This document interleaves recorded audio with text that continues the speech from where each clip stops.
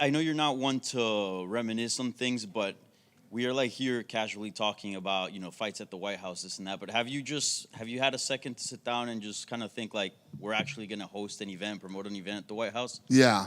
The deeper we get into it, yes. Yeah, it's pretty crazy. It's even crazier than the president. The president's like, it's crazy we're going to do this fight on the White House lawn. When you were hosting UFC events at the Taj Mahal with Trump, what would have been more crazy in 2001? If somebody told you that Donald Trump was going to be president, or that the UFC was going to go to the White House?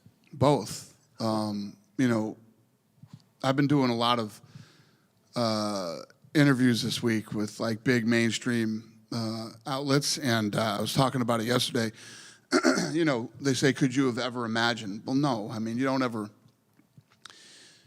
I had always believed in the brand and in the sport, and that I thought it could be big, but you don't think of stuff like that. I mean, we deal with world leaders all the time, rulers of countries, presidents, and all these different political figures from around the world.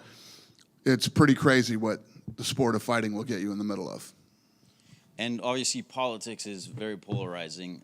Was there ever hesitancy or consideration of perhaps like, having an event at the White House and maybe a certain part of the fan base that is not lenient to those politics or the administration? Yeah, I don't think like that. It's not like I'm out here saying. I mean, even if you look at any of my speeches at the Republican convention, they're never political. I'm never talking about one side or the other side.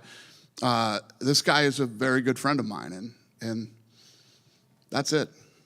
Thank you. And he's a big fan of the sport.